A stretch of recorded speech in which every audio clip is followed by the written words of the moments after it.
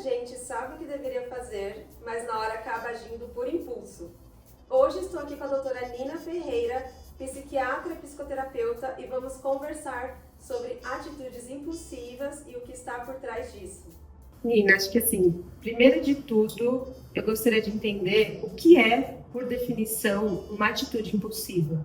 É como se a gente tivesse de dois sistemas no cérebro, né? Um de sentimentos, emoções, impulso para ação, que é o sistema límbico, para simplificar.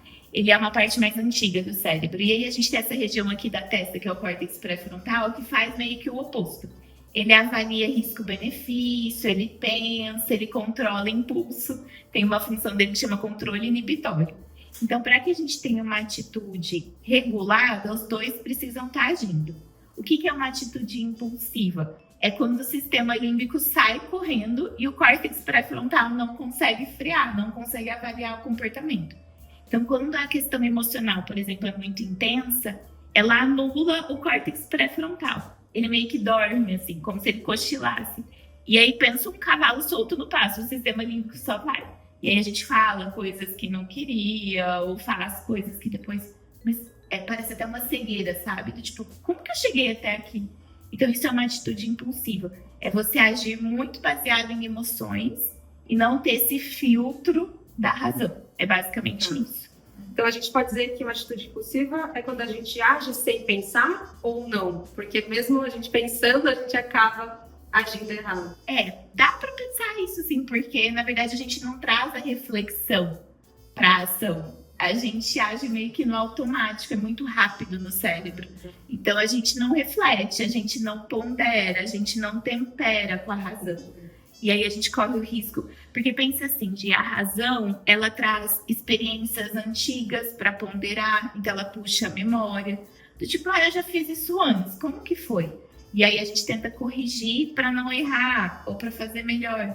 Se a gente não traz a razão, a gente tende a repetir erro ou fazer atitudes que depois a gente possa se arrepender, né? Então sim, é agir sem pensar, é mais ou menos por aí. Tá. Eu tenho uma questão que é a seguinte, quando eu tenho vontade de fazer uma coisa que eu acho que eu não devo fazer, por exemplo, eu quero tomar mais café, sendo que eu já tomei muito, aí, ou eu, sei lá, quero comer alguma coisa que eu acho que eu não devo comer.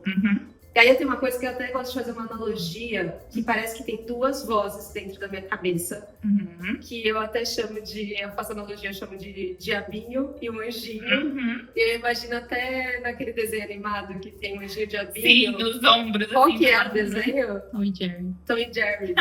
Sim, Eu imagino muito isso, e tem duas vozes, uma falando assim... não, você já tomou muito café, isso vai te dar ansiedade, isso vai te dar insônia. Não, você precisa, não é para tomar café agora.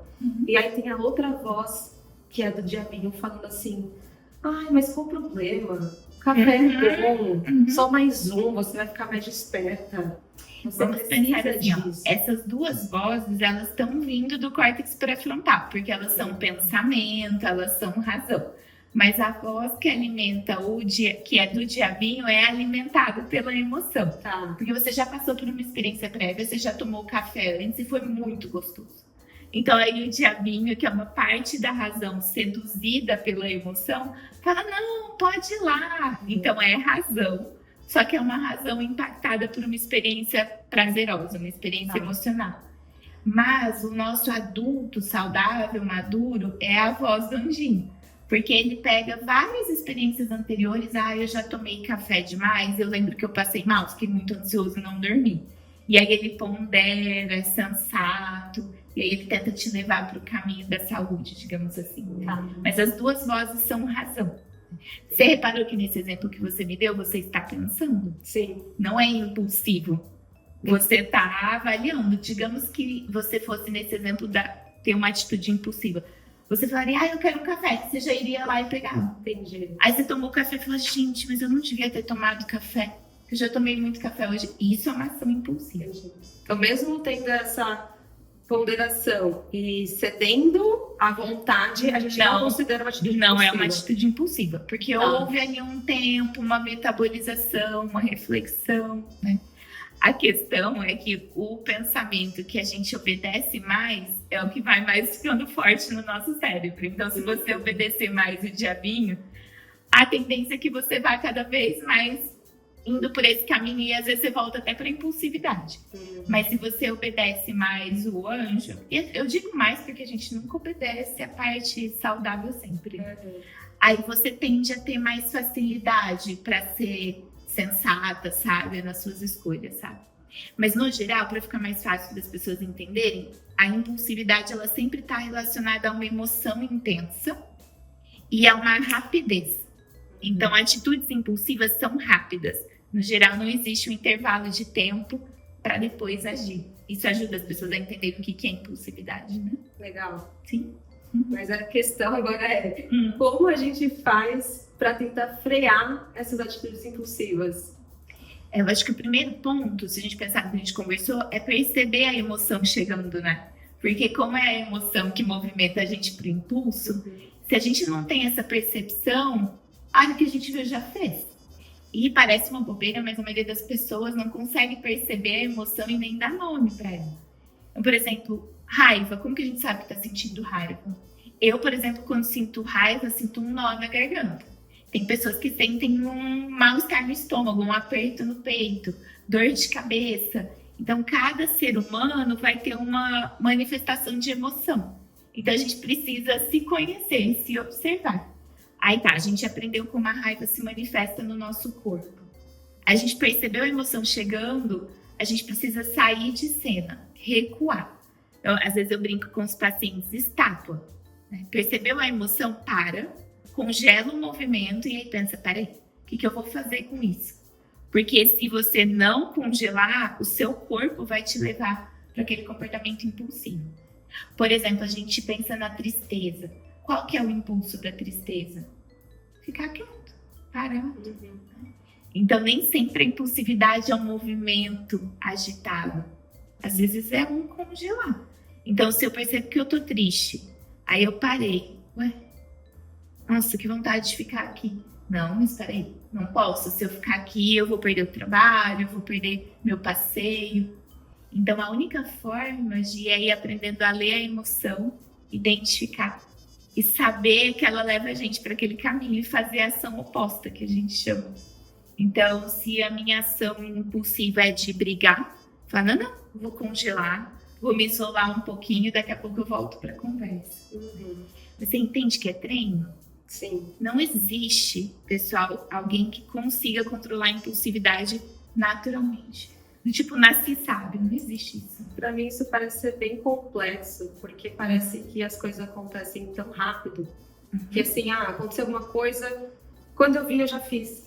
Não, parece que não tem esse intervalo para eu perceber o que está acontecendo, o que eu estou sentindo. Mas a tua percepção é correta, porque se você nunca treinou isso antes, parece difícil mesmo. Sim. Pensa para quem nunca dirigiu. Parece difícil dirigir, porque mas se a pessoa foi treinando de pouquinho em pouquinho, aquilo automatizou. Essa é uma informação importante. Tudo no nosso cérebro a gente aprende. É que a gente quer aprender rápido. Ou a gente acha que para o outro é fácil. E não é, porque a gente tem que treinar de pouquinho em pouquinho. Então, uma orientação que eu acho que vale aqui para regular a impulsividade é a gente treinar com sentimentos menos intensos no dia a dia. Por exemplo, tomar café, coisas que você perceba que consegue controlar um pouco mais. Eu vou sair daqui da minha mesa para buscar água. Não. Eu vou esperar 5 minutos e aí eu decido se eu quero pegar água ou não. Então, a gente vai treinando com coisas mais inofensivas. E aí, quando a emoção intensa chegar, a gente já tem mais habilidade para fazer isso. Mas sabe aquele tipo de coisa que não tem como dar errado? Se você treinar, vai funcionar. Então, vale a pena. É sobre, acho que, agir de forma mais consciente, né? Porque eu acho que a gente vive tanto no automático e não para pensar o que a gente está fazendo. Exato. Né? Isso que eu falei de perceber as emoções vai te exigir parar para perceber, você concorda? Sim. Então não dá para estar no celular e perceber a raiva e controlar o impulso tudo ao mesmo tempo. Né? Por isso que a gente fala da questão da tecnologia, né? Ela distrai muito a gente, ela puxa muita gente para fora. E aí a gente não se conhece, na verdade, né? Sim. E as emoções, elas são muito sábias. Elas ensinam a gente sobre o que é importante pra gente. Porque o que me deixa triste não é a mesma coisa que te deixa triste. E se eu não conhecer as minhas emoções, como que eu vou saber quem eu sou?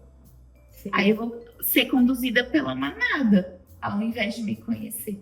Aí a gente vive no automático, tendo atitudes que acabam prejudicando a gente, né? Sim, por exemplo, quem afirma para você, Giovana, que ter muito dinheiro traz felicidade?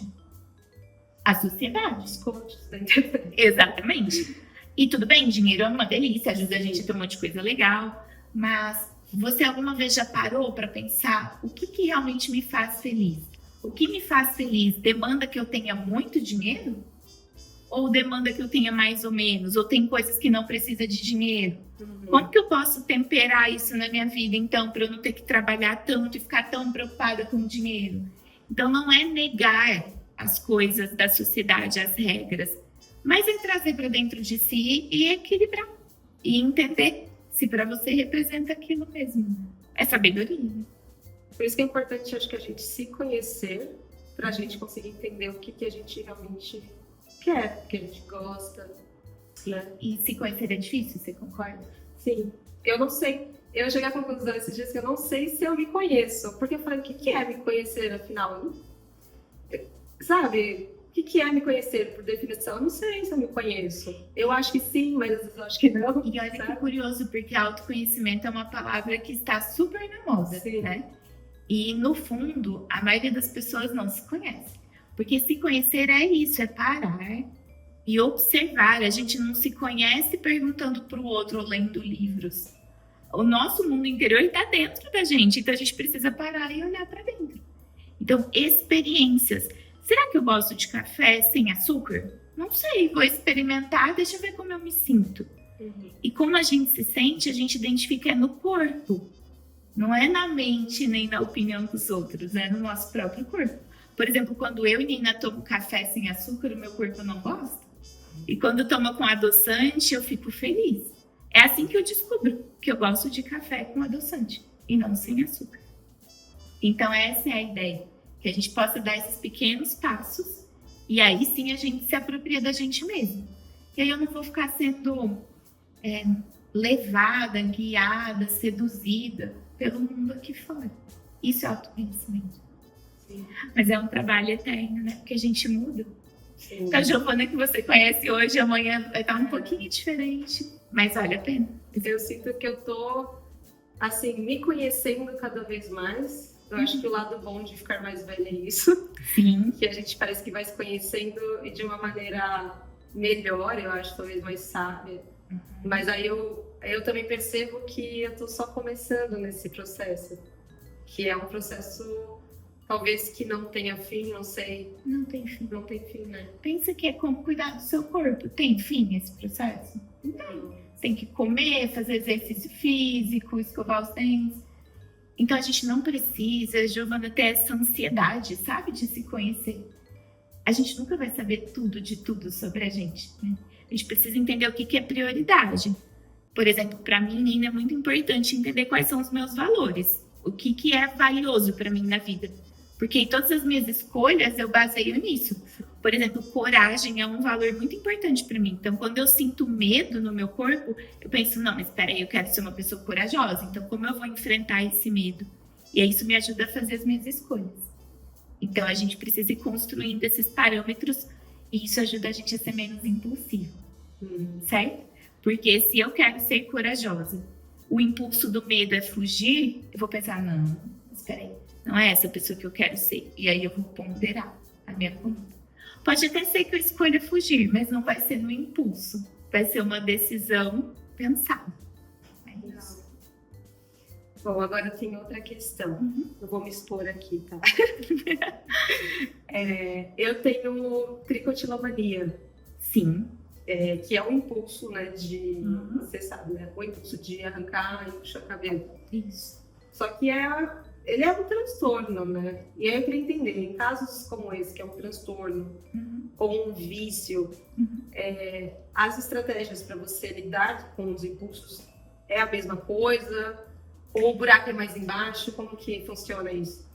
O buraco é mais embaixo porque tem uma intensidade maior. Então é mais difícil de regular sozinha. Até porque tem uma tendência genética, inclusive, é bem importante a gente entender isso, né? Que tem cérebros que podem ser mais impulsivos por natureza. E às vezes as pessoas se cobram serem controladas como outras, sendo que para o cérebro delas o limite é outro, o parâmetro é outro. Então, os mecanismos de controle são parecidos, mas o treino tem que ser mais intensivo e a estratégia é mais detalhada. Por exemplo, para a tricotilomania, a terapia cognitivo-comportamental, um treino específico dentro da TCC é super eficaz. Mas sozinho é difícil de aplicar, porque resistir a essa tentação, a esse impulso é muito difícil. Por isso que é uma patologia. E aí você tendo o treinador, que é o terapeuta, você aprende. E depois você consegue replicar sozinho. Mas é sempre um fantasminha, digamos assim, né? A gente não fala em cura, porque é uma característica daquele cérebro ter mais impulsividade, né? E por isso que é tão sério, pessoal, a gente querer editar regras. É muito fácil controlar a si mesmo, porque não é simples assim.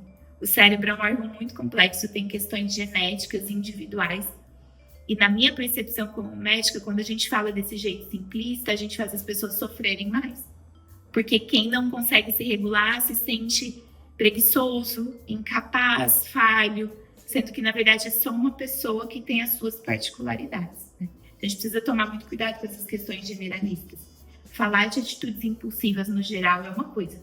Falar de tricotilomania, de compulsão alimentar, aí é outro campo, né? E aí precisa, de fato, de ajuda profissional. Tá, isso mostra que, assim, eu tenho uma alteração no meu cérebro que faz eu ter esse comportamento, e isso é imutável. Isso que tá no meu cérebro, isso não tem como mudar, né? Isso, não tem como mudar essa tendência genética, mas você pode treinar, manter isso sob controle, assim, sabe? Pensa tipo diabetes. A gente não sabe tratar, a gente não sabe curar, mas a gente sabe tratar. Então a gente controla com a medicação, mas a pessoa tem que estar sempre se vigiando. É bem importante a gente fazer essa comparação com doenças do corpo, digamos assim, para a gente entender que o cérebro é um órgão, como o pâncreas, que está adoecido no diabetes, ou como o fígado, que está adoecido na hepatite. Então, o cérebro ele corre o risco de desequilibrar como qualquer outro órgão.